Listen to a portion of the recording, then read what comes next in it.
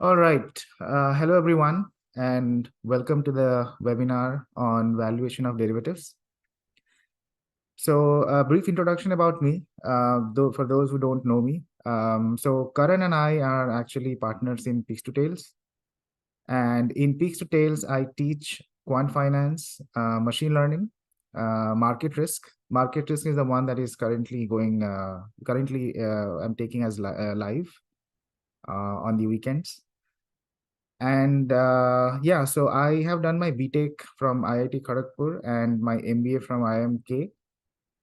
And I got my FRM chartered in 2018. I got first quantile in all the sections, both part one and part two.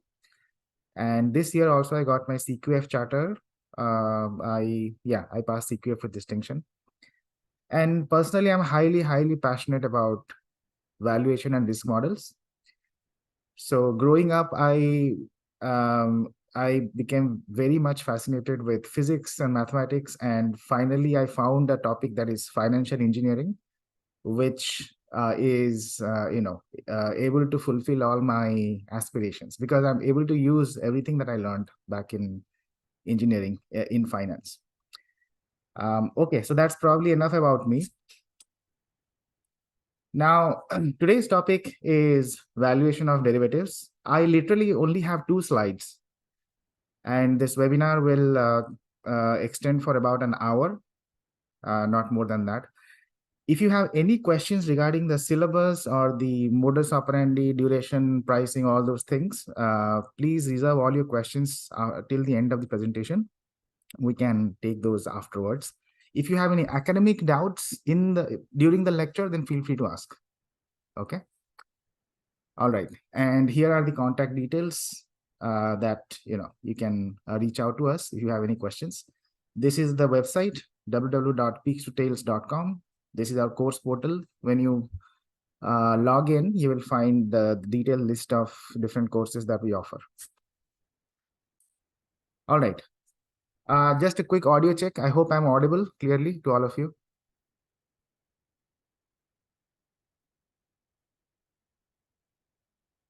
Okay. All right.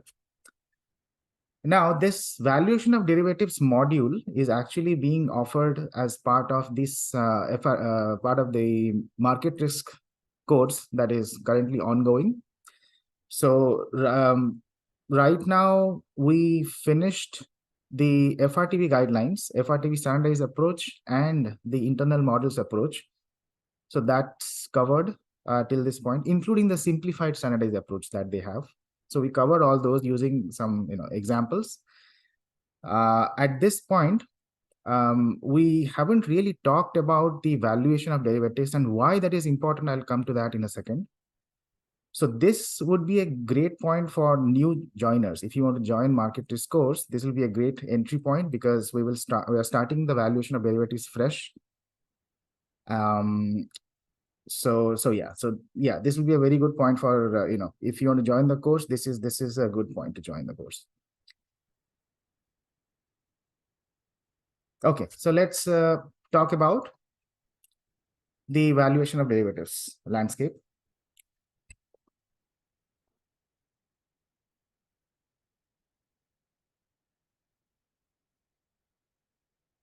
Now, before we talk about the valuation landscape, I just wanted to get your opinion. Why do we need to learn about valuation as risk professionals? I mean, we understand valuation of derivatives is something that the front office folks would do, right? Because they negotiate with the clients and come up with a price, a model price. So typically, the valuation is a job of front office quant desks. However, as far as risk management is concerned, the knowledge of valuation is still important. First and foremost, we talk about sensitivities all the time. Okay, in market risk, especially all your life, you will be dealing with sensitivities.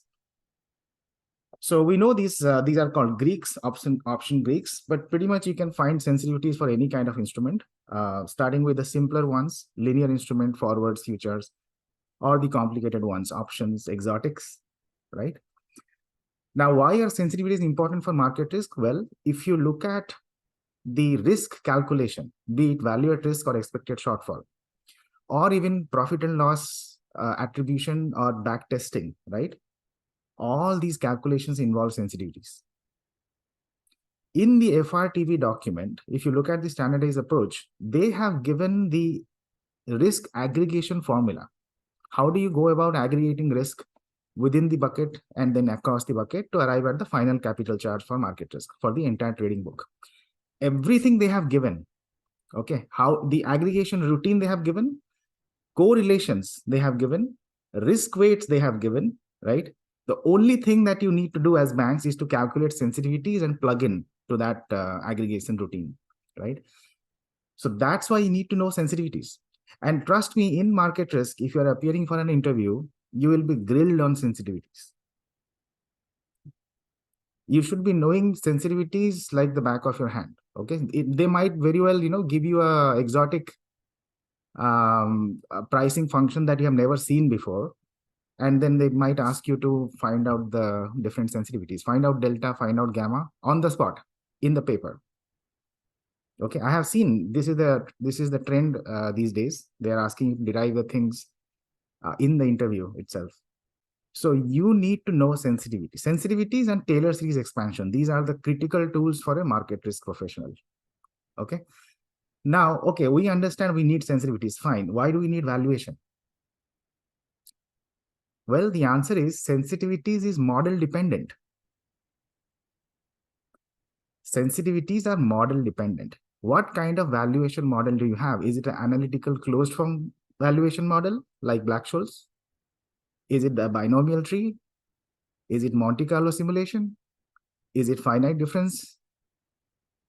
Is it Fourier transform? Is it a quadrature? There are tons of valuation models, and the sensitivities very much depend on your valuation model. That's the reason why we need to know about valuation models. Okay, that's point one.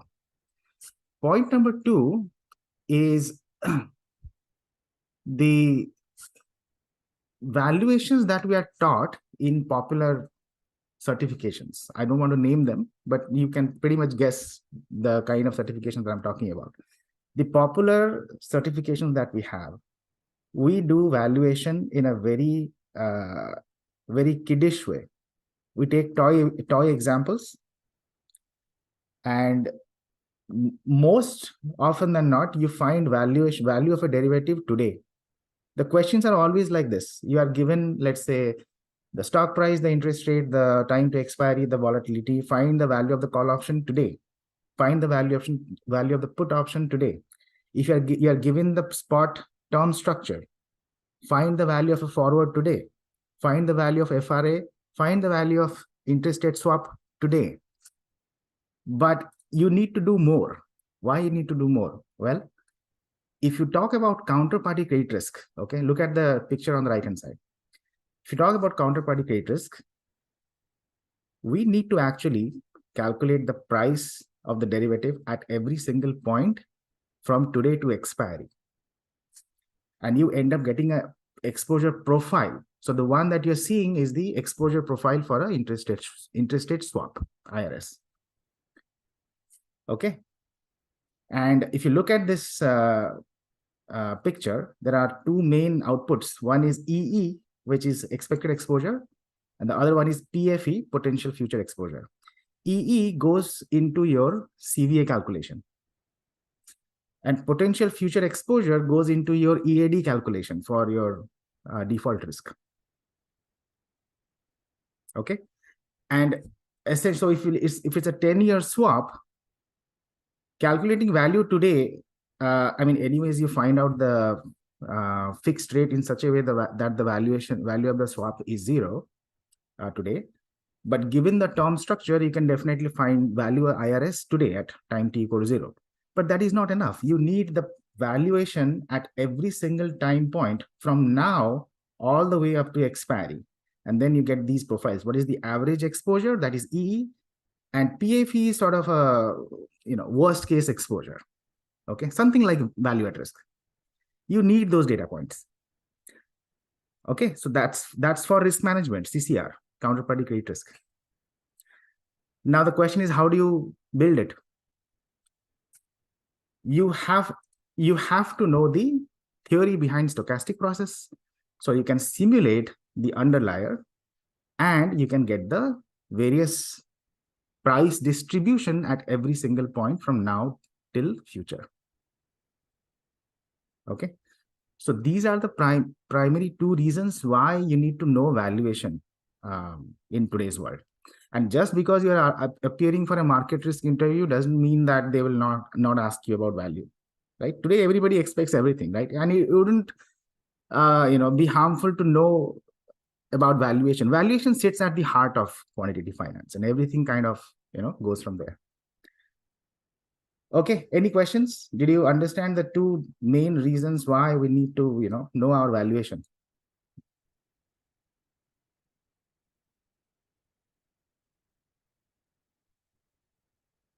Clear, everyone? Any questions? Cool. Okay, let's proceed. I just have one more slide. So this is the first slide. Then I have another slide, and that's it. Then I'll please hang tight till the end of the presentation. I have some really, really good stuff for all of you. So let's look at the valuation landscape. Now, I call it the derivative valuation maze, really. It's actually a jungle if you think about it. When I started my financial career, so I have close to 12 years of experience in risk and capital markets. Initially, you'll find being bombarded with a lot of these different financial tools and techniques and calculations, derivations, theory, all of these things. It took me close to 5 to 7 years to actually get a good grasp of the entire landscape. And I do have a mathematical engineering background, so I can imagine if you are from non-mathematical background, let's say if you're from commerce background or something else, this might take a whole lifetime for you to figure out the whole derivative valuation landscape. I'm not joking, honestly. So for me, it's been 5 years or 7 years worth of ransacking different financial engineering books after books after books, blogs, articles, and experimenting every day with Excel, Python, and all these things, right? And a lot of soul searching. Okay, it's not just what you read or what you do, you have to introspect also, right? To internalize all these things. So yeah, it's a very difficult journey. However, I have tried to paint the entire landscape in just one page. Okay, so that you get the entire the big picture. Obviously, mastering each and every topic takes time, right? But at least if you have the big picture in your head, it will be extremely easy for you to, navigate this maze, the derivative valuation maze. So that's the whole idea. So let's slowly climb through different components and go step by step. Okay. All right, let's proceed. First and foremost, you need to know about stochastic processes. And it's a irony of fate, I would say, that popular certifications today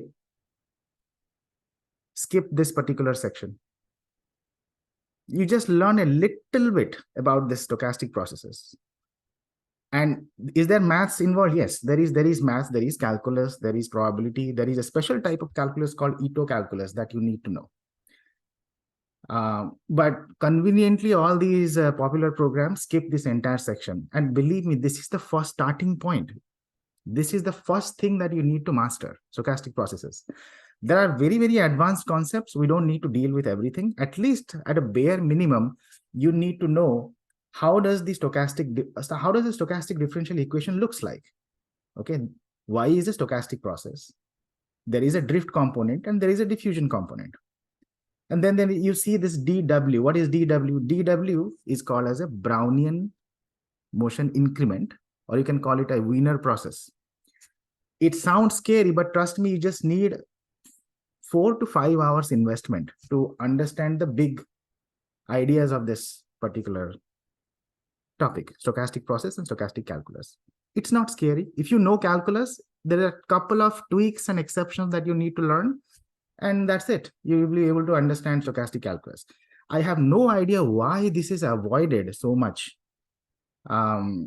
I mean, I discovered everything on my own, right? Nobody told me, as I mentioned, right? But I am giving you everything here today so that your journey at least is easier. You know where to look at and how to go about it. Your first and foremost focus would be to at least know some facts and master some of the derivations of stochastic processes. Okay, so when I say when we talk about topics inside of stochastic process, it will be what is an SDE, how to solve it. Okay, what is the solution of the process looks like. Taylor series is the single most important tool in market risk. So if you enroll in this course, you will become a master of Taylor series, because that's what I use on every single lecture. And trust me, with Taylor series, you can understand FRTB equations very easily. In fact, I have derived FRTB equations using Taylor series. Everywhere you'll find Taylor series, in my lectures at least. If you understand Taylor series, you don't need Ito's lemma. You hear about Ito's lemma. Sounds complicated. It's not complicated. If you understand Taylor series, you don't need Ito's lemma. You can derive it yourself.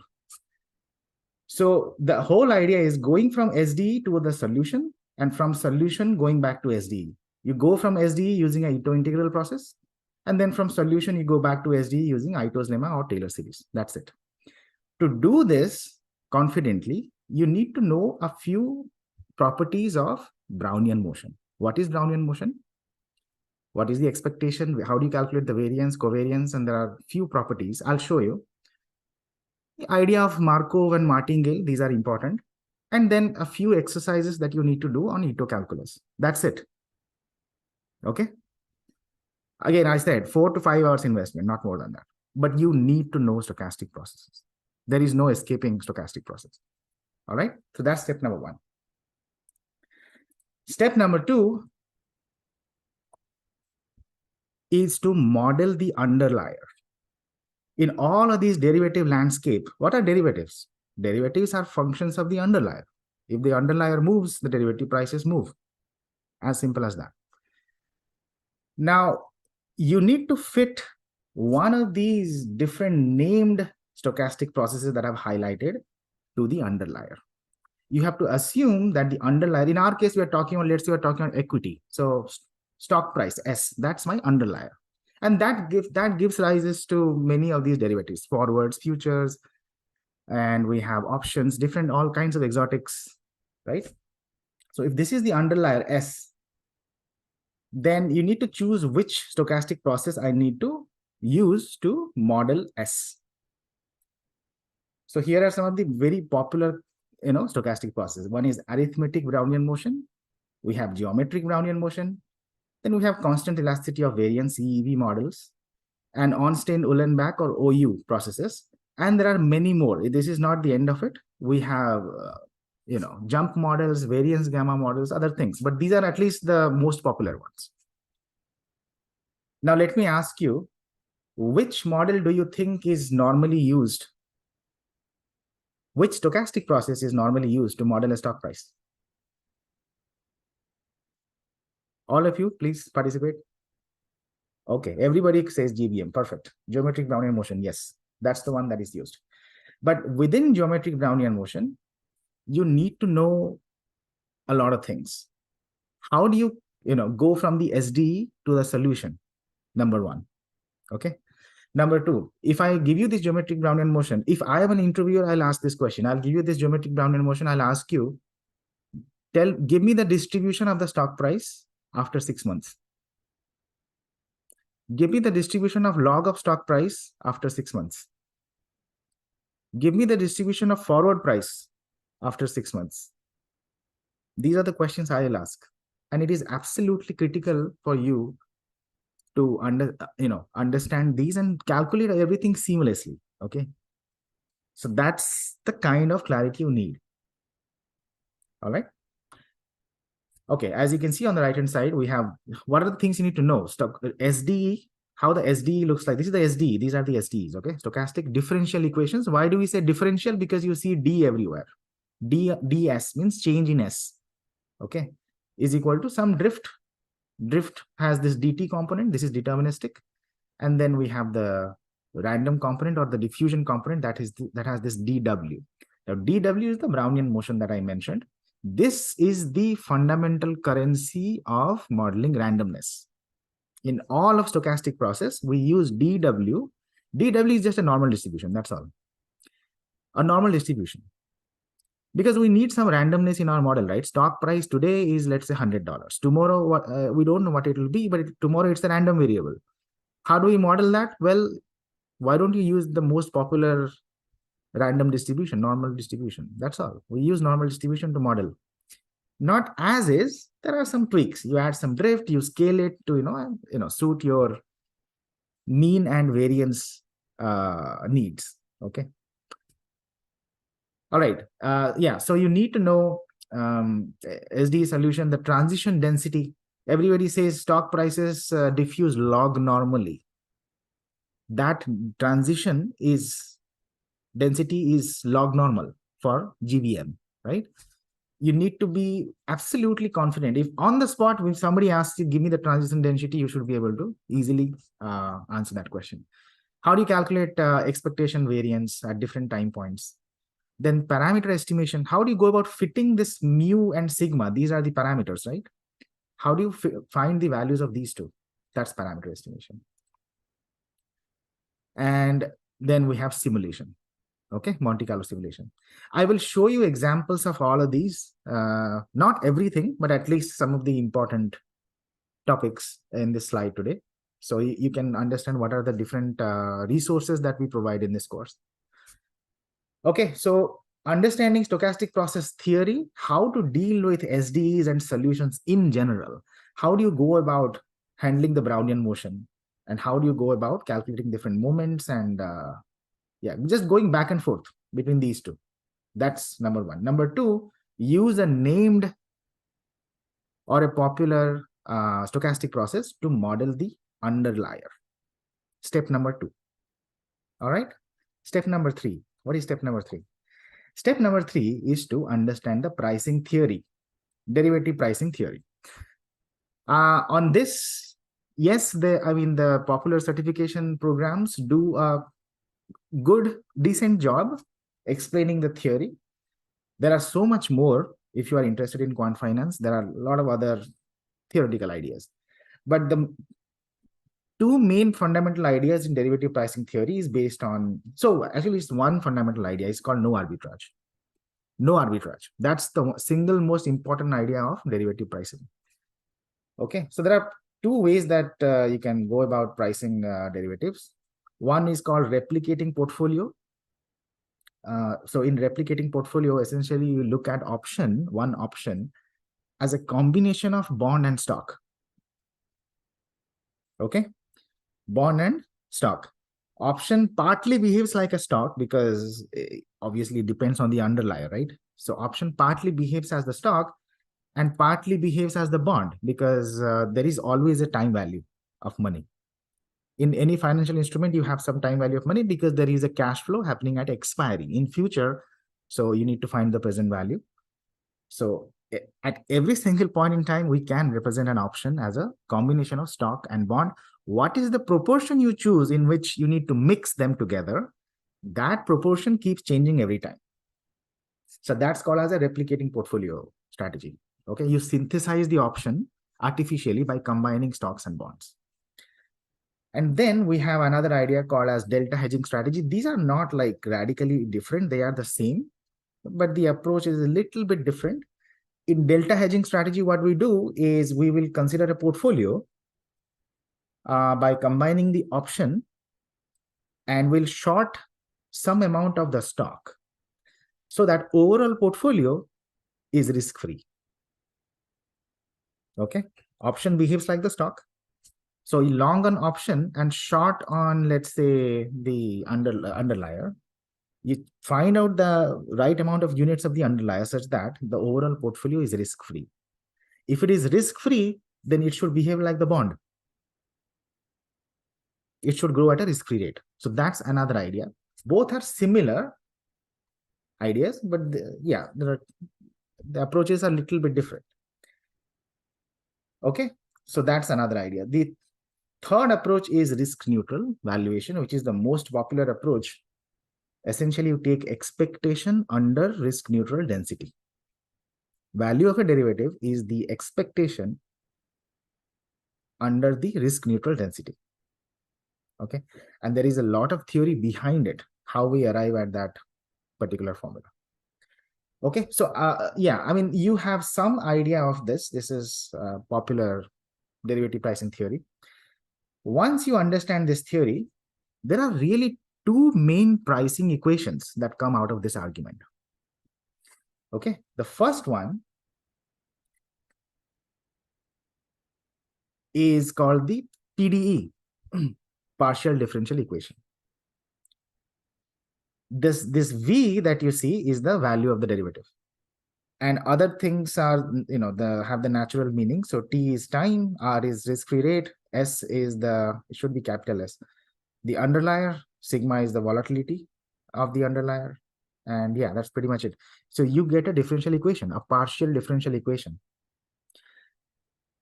I have derived it in the class. So from delta hedging strategy, you can arrive at this equation. It's not difficult. There are 5 or 6 steps, that's all. But this is the partial differential equation that changed the whole world. Literally. Back in 1973. Who gave us this partial differential equation? Let me ask you this.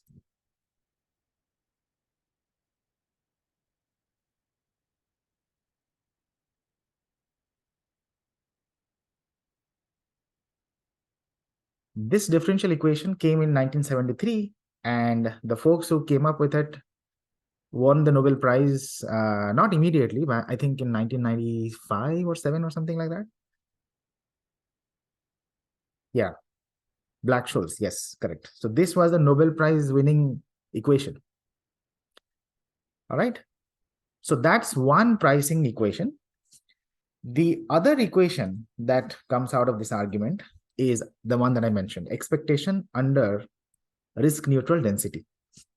So value of a derivative is the expectation of discounted payoff in the bracket.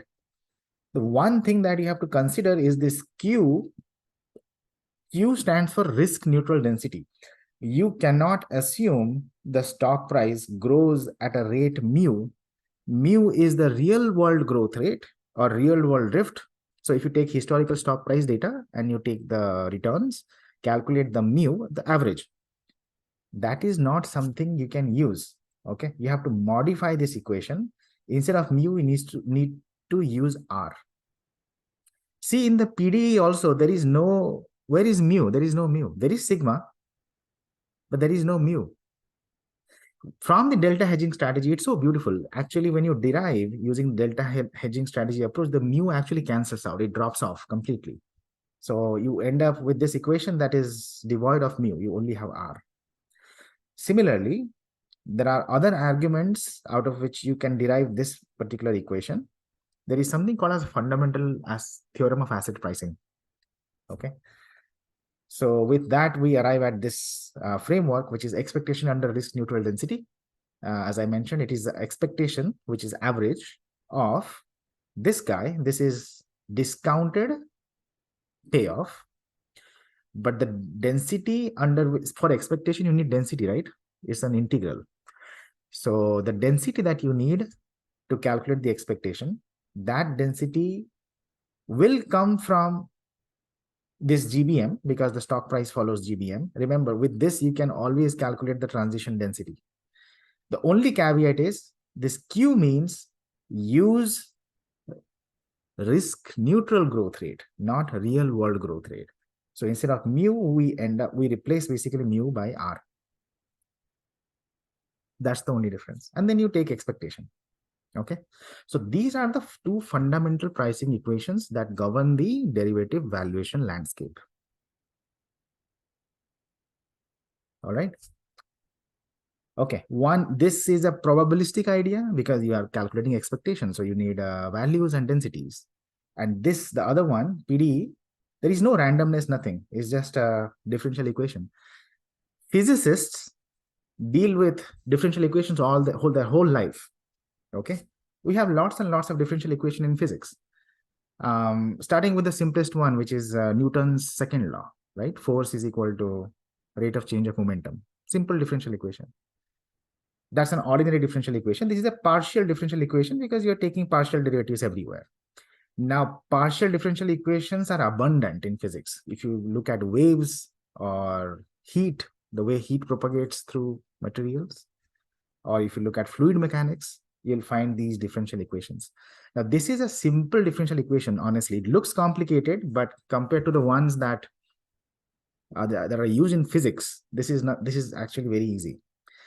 The kind of differential equations that aerospace engineers use are much more complicated, nonlinear differential equations everywhere. Okay, with suitable, substitutions, this equation reduces to a one-dimensional heat equation. Now, this is extra information I'm giving you, just that, you have some context. So yeah, this is a partial differential equation. So there are two different fundamental pricing equations. Now, next step. By the way, interviewers today are asking you to derive this equation in front of them. So from delta hedging strategy to this PDE, you need to know how to derive this equation. All right. And yeah, so don't take this lightly, okay? Black-Scholes PDE is the most fundamental PDE that governs the derivative pricing equation. All right, so next step. The next step is to solve. Essentially, you got the equation, then solve for V. We want V, right? V is the value of the derivative, so solve for V. For solution, we have actually four different machines. The first one, I call them pricing machinery. The first one is called analytical solution. And it is exactly how it sounds. So basically, you have an equation, integrate and solve. That's how you solve differential equations, right? There are differential equations, you integrate on both sides, you find the solution. But this integration is no joke, okay? If you integrate this equation to arrive at option price, it's around 5 pages long. There are multiple substitutions, a lot of different properties, green function, and all those, heavy lifting that you need to do. It's 5 pages. I don't recommend you to take a look at it unless you have, your engineering, you have an engineering background and you love calculus, then you feel free to look at it. But this is already done. So why do you need to look at it? Look at it only once so that, you can see the different steps if you wish to. If you don't, absolutely fine. Don't worry about it because we already know the solution. Black-Scholes option pricing formula, that's the solution they have given us. Okay, so that's analytical. Analytical means closed form. It's available as a formula. Just use that formula and integrate to arrive at that formula. Okay, so that's one approach. The other method is when you have a differential equation, you can use something called as finite difference grid. Now, I'll show you examples of some of these important ideas. Okay. So we have something called as finite difference grid. What we do essentially is, these are continuous, okay? Whenever you are using calculus, it means that the variables are continuous. Only then you can take derivative, right?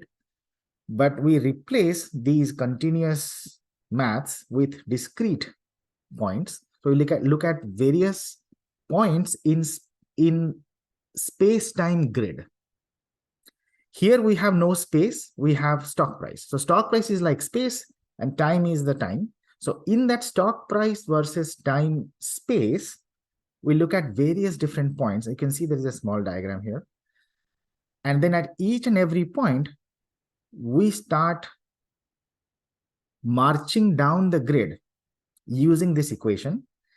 But these are in continuous.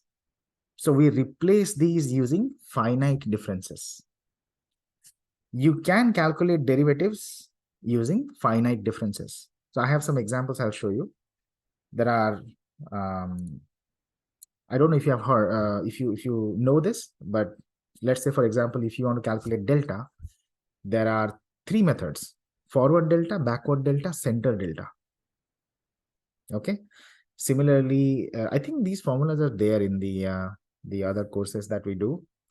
How do you find gamma or convexity using finite differences? So basically, you shock the underlier by a little bit, and you see the change in price. The change in price by change in the underlier is your approximation for the sensitivity. That's all. Okay. So we use those definitions, the finite through finite difference. We use those definitions to replace this equation, and then the we have a starting point. The starting point is actually on the extreme right. On the extreme right, where which represents expiry, we know the price. We know the price of the option at expiry. It is max of, if it's a call option, then it's max of s minus k comma 0.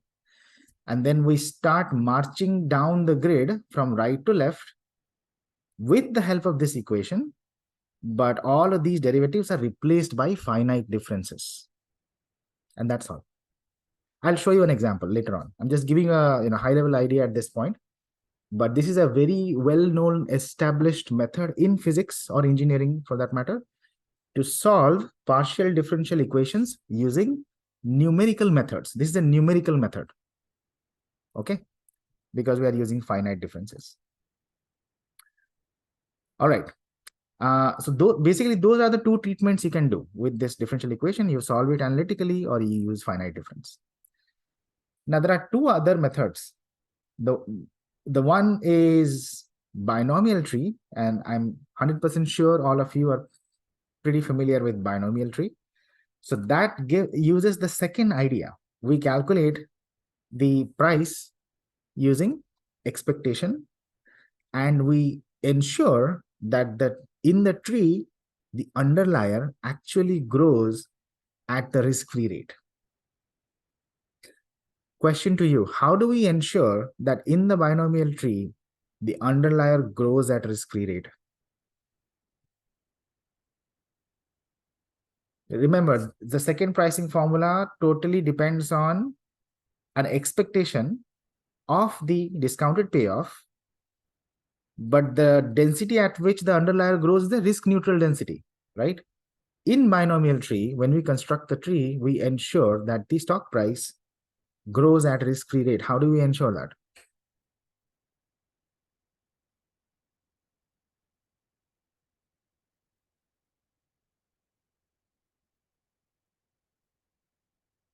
Please participate, you know this.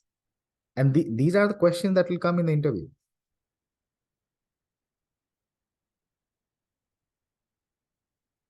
Sachin says Q.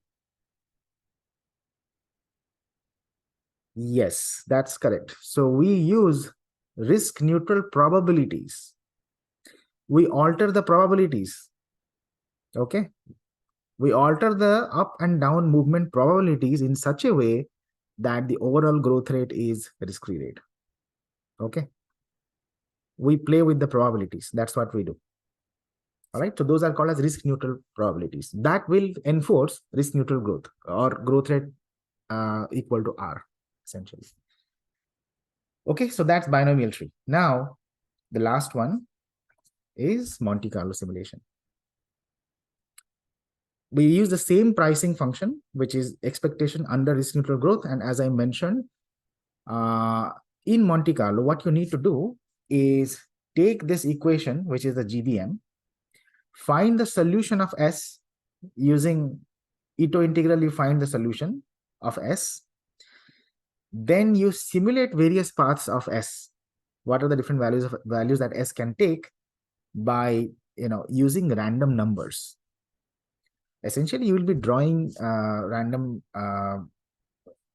drawing a lot of normal randoms, because as I mentioned, W, the Wiener process, follows normal distribution. So you'll draw lots and lots of different values of W, and then you have various paths of the stock price. Once you generate lots and lots of paths of the stock price, and then finally you use this formula. Okay, this will depend on, so if it's a European call option, or put option, the value of the European call option today will depend on how the final payoff values look like in the Monte Carlo simulation. At the very end, during expiry, what are the different payoffs? You can calculate payoffs because you have the values of S, different values of S that you have simulated, and payoff formula you know. For call option, it is max of S minus K comma 0. You put that here and then discount it and find the average. And by using R instead of mu, we are already enforcing risk neutral growth rate. So that's all. That's all there is. Okay. So when it comes to valuation, you have to choose which of these 4 models you are using. Excuse me. Because your sensitivity calculation also will depend on the model that you are using, valuation model. All right. So last step, after you have this pricing machinery, what do? You value derivatives. That's all. So the last step is valuation and Greeks. So as I said, valuation and sensitivities go hand in hand. They are both model dependent. Depending on the type of valuation engine you use, you will be able to calculate sensitivities. It will be different if you use a different valuation engine. If the engine is good, they should be close. All right. Now, as I mentioned here, you can see we have different types of instruments, forwards, futures, which are linear instruments. Then we have options, we have swaps, and a whole bunch of other exotics. I didn't have space in my slide. And on this, you see different valuation methods that we talked about. The 4 different valuation machinery, right? Analytical, finite difference methods, binomial tree methods, Monte Carlo. Using any of these valuation method, you can find the price of the derivative. You can also calculate all the sensitivities that you need. Okay. Now, yeah, that's all. Now we'll look at some examples. But before I proceed, any questions on understanding this landscape? Yeah, so essentially, this is the derivative maze in one page, right? I'll pause here for any questions on any of these steps.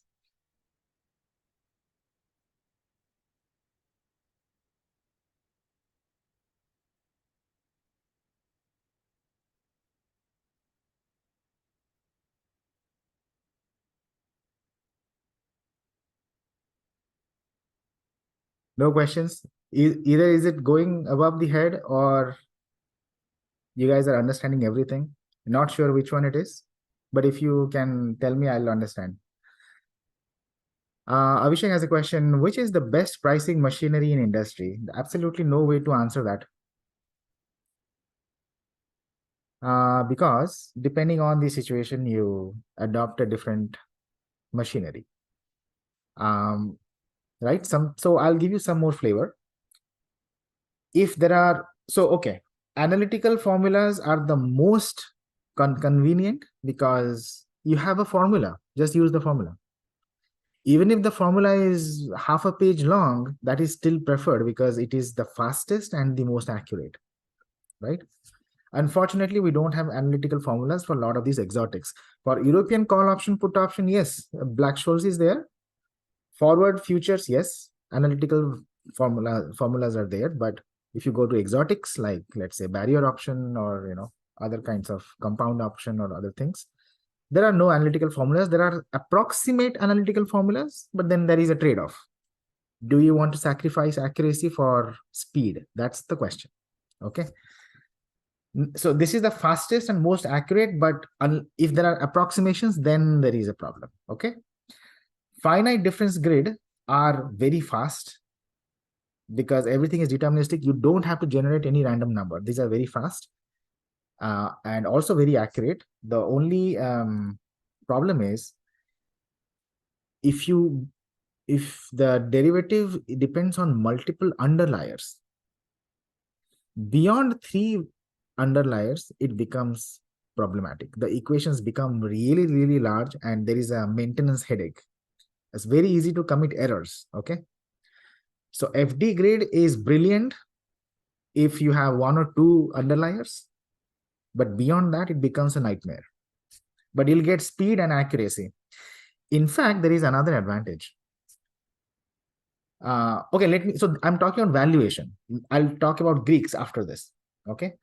Next, binomial tree. This is everybody's cup of tea. Extremely easy to understand. That's why this is taught in all the different courses.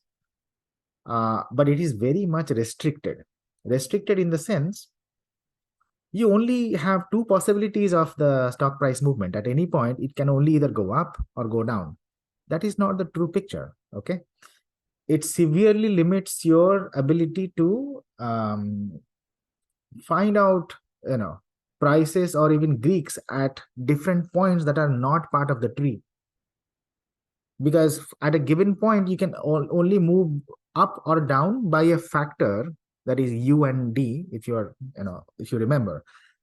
And those factors are tightly coupled with sigma, the volatility.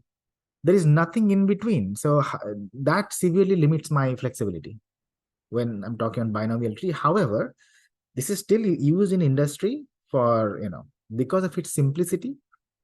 It depends on a use case. Another advantage of binomial tree is that it can price American options easily, right? But you need to start using lots and lots of steps to, have the desired accuracy in binomial tree. The last one is Monte Carlo. This is the most flexible method that ever exists in valuation landscape. You can model any derivative you want. And it's one set of same mechanical procedure. Generate random numbers. If they are correlated, then generate correlated random numbers using Cholesky decomposition. Simulate stock price. 1, 2, 3, 5, how many you have, doesn't matter.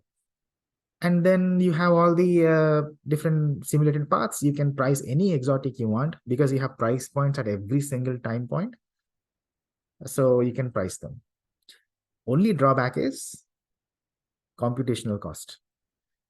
Generating random numbers is no joke, actually. I mean, in a complicated portfolio that a bank will have in real life, generating random numbers or simulating random paths of all the underwriters together, taking into account correlation and everything, that costs significantly. Okay, so you need infrastructure to support Monte Carlo, but it is the most flexible. Okay, you start favoring Monte Carlo more than FD grid if your number of variables is larger. So if you have like 5 different underliers, go for Monte Carlo. Okay, and it will be slower. Monte Carlo is the slowest of all. And you need many, many more paths to have accurate results because it has its own estimation error. Monte Carlo estimator has its own variance. So because it's based on random draws. So that's why. Okay, so that's in a nutshell. Now, talking about Greeks, let's talk about Greeks. If it's an analytical formula, how do you calculate Greeks? How do you calculate delta, vega, gamma, theta? How do you calculate? If there is an analytical formula. Question to all of you. If you're using an analytical formula for pricing options, for example, Black-Scholes, how do you calculate Greeks?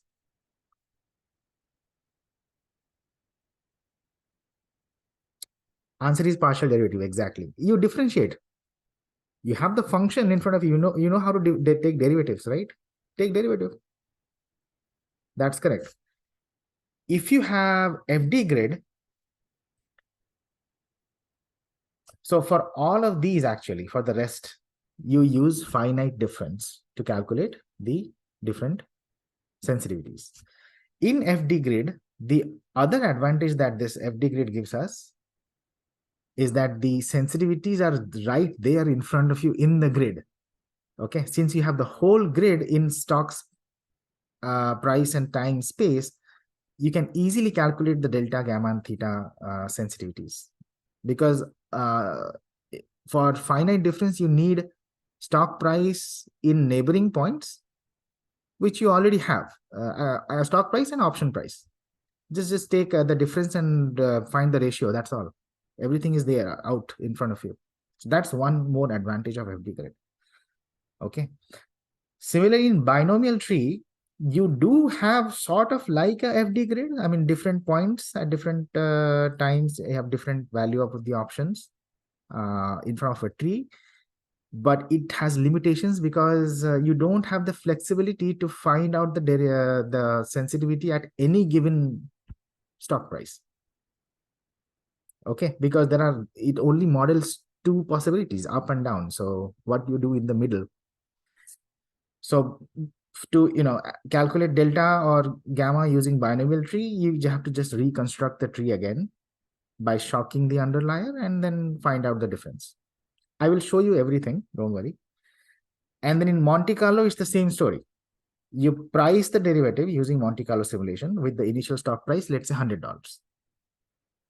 What is the delta? How do you calculate? Well, shock the underlier, make that 100 as 101.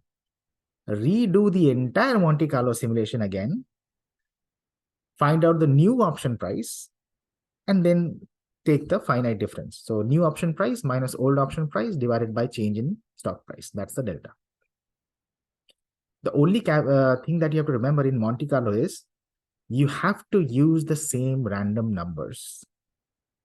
For any Greek's calculation in Monte Carlo, when you are computing the old price versus the new price, use the same set of random numbers. Do not use different random numbers.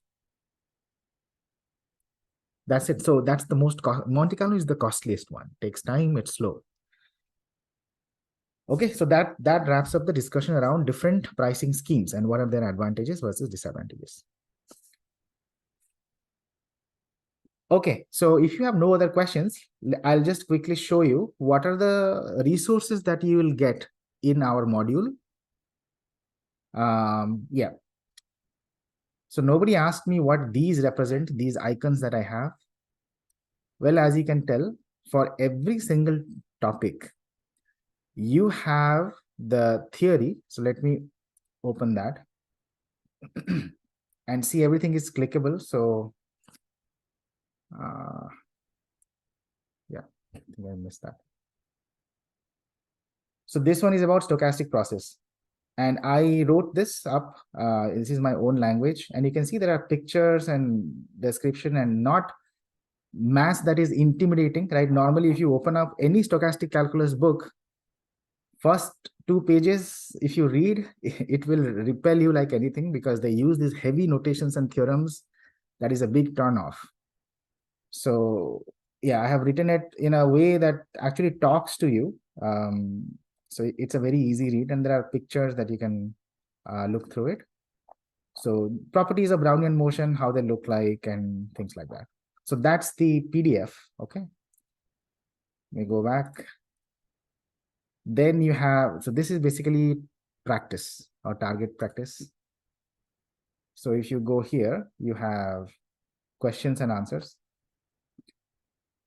Yeah, this is just a demo. I intend to finish this entire derivative valuation course, including counterparty credit risk exposure modeling, in the next two and a half months, starting today. There will be MCQs, there will be descriptive questions like this. So you get a lot of practice, okay? So that's the second type of resource that you will get. Theory, then questions, answers, and Excel. Let me show you the Excel.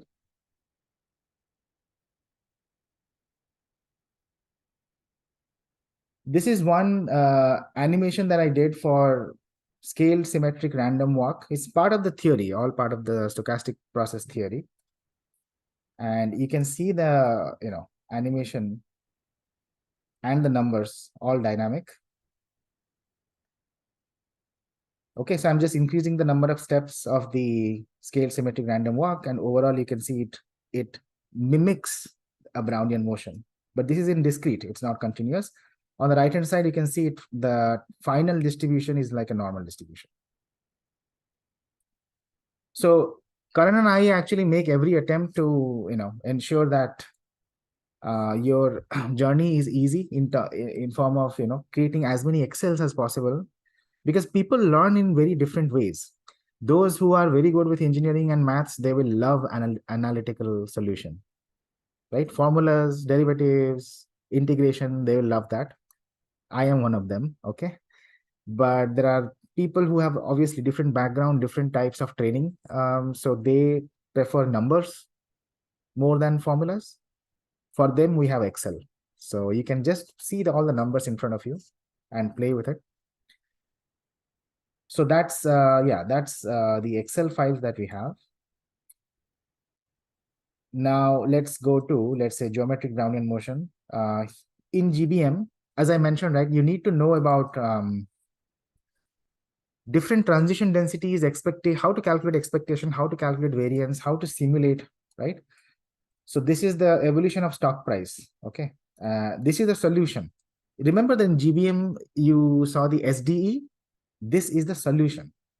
It comes out of Ito integral. And then using this, you can simulate the stock price, okay? And this is the log normal diffusion that you see that everybody talks about. You can see everything in numbers, in terms of numbers. There is simulation and there is also analytical calculations. Everything, we try to match everything so that, because people learn in different ways. If there are hurdles for you in terms of understanding a formula, then you go to Excel.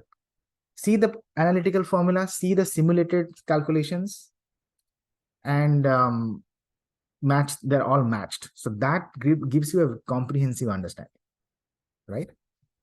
This is the diffusion of log of stock price. Log of stock price is actually normally diffused. It's already log of stock price. So that's why it's normal. The forward price dynamics, log normal. This is a martingale. You will understand all this. What is a martingale and all those things. And this is a stock price diffusion in 3D, right? You can see this picture. So essentially what this picture means is,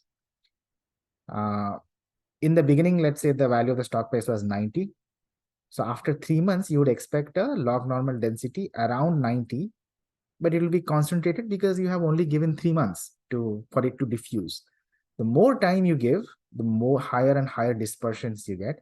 And the last one that you see here, this is obviously much more dispersed, which means the extreme outliers are more likely. After end of 1 year, you would see, $50 or even $200. So this is the log normal diffusion. All of these have, these numbers are linked to equations. So you can appreciate everything, all the moving parts, okay? So we have everything in Excel. Also, you have everything in Python as well. So for example, I don't have everything attached here. I'll walk you through a few of them. So let's go through this options. How do you calculate the option price analytically? We know it is Black-Scholes, correct? Here is a quick Excel example of the analytical valuation of option price. And how do you calculate Greeks? So there you go. Okay. Option price, you can calculate it is using Black-Scholes. Everybody knows that. That example I have here. So these are the parameters, and here's the value of call option, put option. You have to calculate D1, D2, ND1, ND2, and then put it in the equation. These are the analytical prices.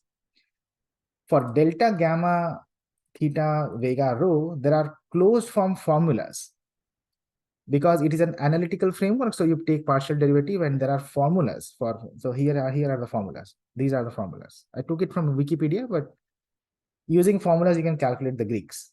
Okay. And there are other sheets that tell you how the Greeks actually evolved through time. So for example, we know delta is ND1, right? For call option.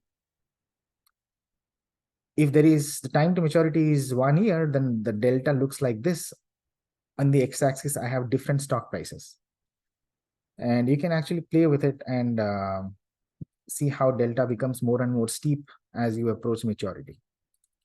Okay, similarly, gamma. We know gamma is highest at the money closest to expiry. That's what you see. All right. If it is deep in the money or out of the money and the time to expiry is still large, then gamma has no effect. So that's what you see. So things like that. You can play with all these Greeks. You can see the Greek calculation. This is a sheet that is totally based on analytical methods. Black-Scholes, closed form equations, exact formulas for Greeks. Okay. The same is implemented in obviously Python. It's cakewalk. I mean, if you have a formula, then in Python you just use that formula. It's not a big deal. So everything is clickable. So ultimately you'll be shared with this mind map and all the files, so you can just click through and come back.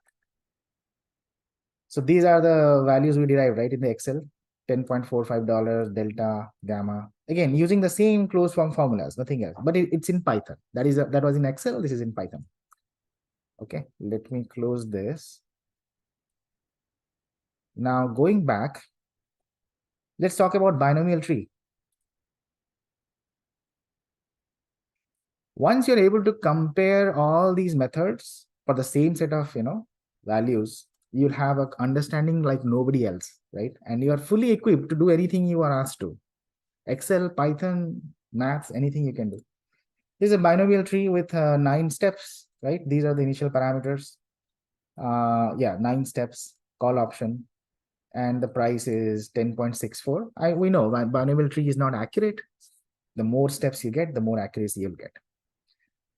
That's it. And yeah, by the way, whenever Karan and I develop Excels, we don't use constant values. We try to keep it dynamic. So if you put option here, you get a put option price 5.77. You can also play with the number of steps, right? So that's Excel, binomial tree in Excel. And we have binomial tree in Python.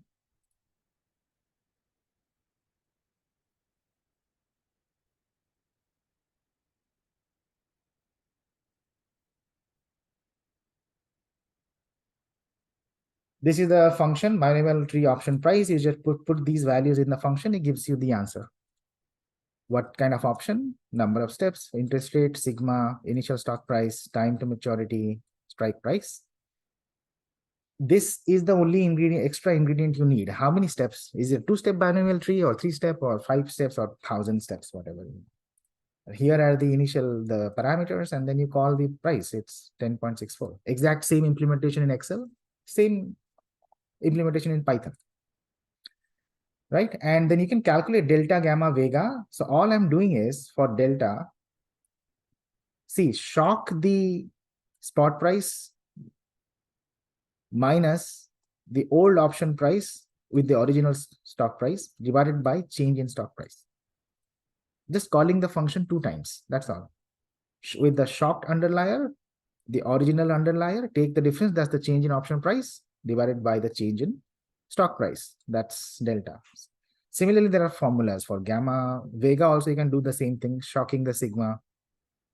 Theta, for theta, I'm shocking the time to maturity. For rho, I'm shocking the interest rate. That's all. And here are your values. Okay, Python implementation. Now let's look at Monte Carlo. For Monte Carlo, again, we have Excel. By the way, this number of instruments that you're seeing, those are only a few, but in the actual course, you'll get a lot of exotics as well. Asian options, barrier options, how do you price them, how do you find sensitivities, everything, all the files you'll get. So here is the Monte Carlo option price. It's 10.8. So essentially you simulate, right? This is the equation that you use to simulate the option price. Here is Z. That is the only source of randomness. Z is the standard normal variable. And that's all. You keep start with the price 100, and these are the different paths that it can take. And this is expiry. So these are the different values of the stock price. So hence this is the payoff. If the strike price is 100 and your final stock price is 117, then your payoff is 17. Here the option will expire out of the money because 87 is less than 100. And you have a range of different payoffs. Then you take the average and discount that to time t equal to 0. Okay. Yeah, here I missed the discounting part. So probably we can do this minus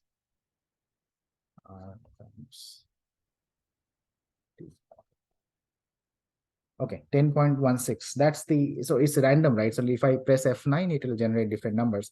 But you can see it's around 10.4, which is the, yeah, the closed form solution is 10.45, but it is random. If you use more steps, then you'll get closer to the analytical solution.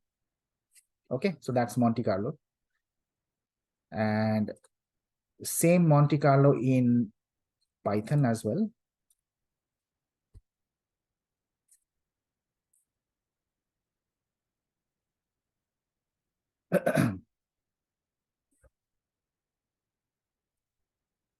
Monte Carlo simulation, we have here, we have just a simple function, GBM, takes into account the initial spot price, risk-free rate, time to maturity, volatility, number of simulation, number of steps.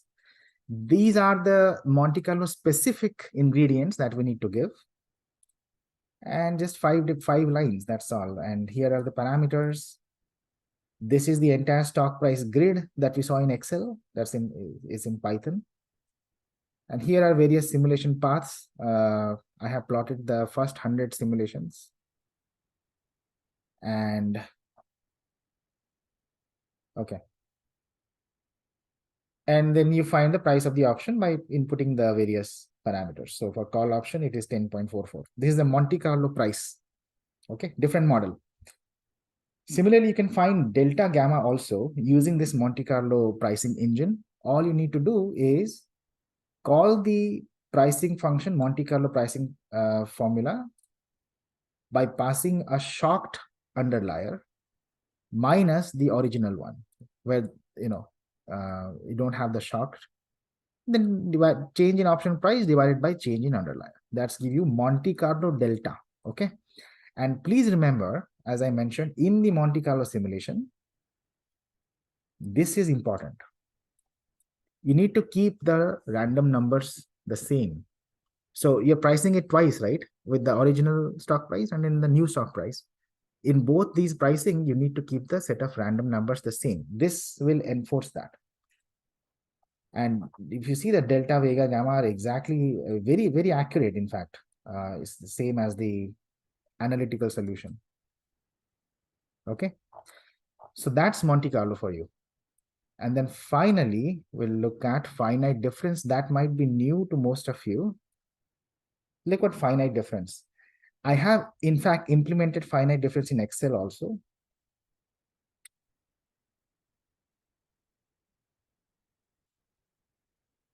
Right. So as I was mentioning, right, you start with the Black-Scholes PDE, then you use finite difference to generate this equation. Okay, there is quite a bit of theory, nothing difficult. And then you find out this equation. So what you do is, you know the option price at maturity, right? If the, so let me show you. Here on the y-axis, you have different stock prices till 30. On the x-axis, I have different time coordinates, different time. That's what I was telling you, that this represents a space-time grid. In our case, you don't have space, you have stock price. So stock price, time, grid. In each of these cell, you actually have the option price. How cool is that? For different combination of S and T, you have the corresponding option price. How do we develop this grid? Start from here. You know this particular column because if the stock price is 30 and your strike is 10 and you are sitting at maturity, then it's 30 minus 10, 20, right? So at expiry, we exactly know the price of the option or the value of the option. From here, you start marching backwards. How do you march backwards? Using this equation. That's it. You keep marching and you arrive at time t equal to 0. This is the range of prices of the option today, time t equal to 0. In our case, the stock price is 12 today, right? So all you do is a lookup. Stock price is 12, option price is 2.49. That's all. All right. And you can see For the Black-Scholes closed form option price, if I use the closed form option pricing formula, it is still 2.49. And this is just a grid lookup that is also 2.49 right here. So this is fast and accurate, okay? But the other advantage that we talked about, right? If you want to calculate delta at this point, how do you calculate delta? Well, you already have a stock price, option price for a shocked stock price. So from 12, if the stock price goes to 13, this is my option price. From 12, if it goes to 11, this is my new option price.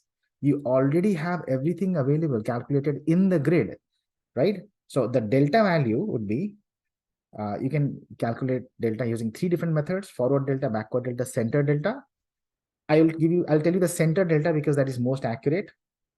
At this point, the delta would be this minus this divided by this minus this. Okay, 3.48 minus 1.5 divided by 13 minus 11. Okay, so basically you take the value from upward shocked point and the downward shock, take the difference and difference between these two. So if you use that, I just use finite difference, and that's coming as 0.99, which is close to Black-Scholes analytical delta, which is ND1, 0.99, 0.99. How cool is that? Right? So similarly, you can calculate theta also. For theta, you need to take this direction because this is time coordinate. So if time changes, how the option price changes. Okay, so that'll give you theta. Gamma also you can calculate. There is a formula for gamma. So that's how you can calculate Greeks and price of the option using finite difference. Same thing is implemented in Python as well. I'll just quickly show you that. You see the grid. So you can trust your eyes. Okay, we are doing things correctly. Otherwise, these things will not match, right? So here is finite difference method. And this is the grid. It is a little bit different in the sense that it is backwards. So 0 essentially means you're at expiry. Leftmost column means you're at expiry. Because if stock price is 20, the value of the option is 10 because the strike is 10. And from left you march to the right. This is called forward marching. And 1 essentially means the time to expiry is 1 year. So this is today, okay? So this is today's price, the final column. And you can see for 12, stock price equal to 12, the value is exactly 2.49. Remember these were the same values in our grid in Excel. Okay, so that's the implementation of finite difference in Python. That sort of brings me to the end of my presentation today. That's all I had to cover at a high level. I know it was a lot of information packed into the 1 hour, but slowly and steadily you'll climb through all of these components at your own speed and master the topics as needed. But my intention for today was to tell you that valuation of derivatives is a very, very complicated affair. If you are exploring on your own, it will take many, many, many years to master it. At least today, you have the whole big picture at your disposal, right? And you will never be lost. You know which component affects what component, where you are right now, where you need to go. That was my main intention. So the intention is in next 2.5 months or 3 months tops, this entire grid will be complete in form of these different resources that I'm talking about. You'll find all the theory notes, question answers, Excel files, and Python files for each and everything. Okay, so yeah, and this is for valuation. Similar kind of a page we'll have for counterparty credit risk exposure modeling for different instruments. How do you draw the exposure profile and calculate EE, expected exposure, and potential future exposure? Okay, so everything will be clickable. You can click on theory, question answers, and Excel as well as Python files. All right, that's all I had. Now, if you have any questions, let's talk about that, but let me stop the recording. And thank you so much for your time.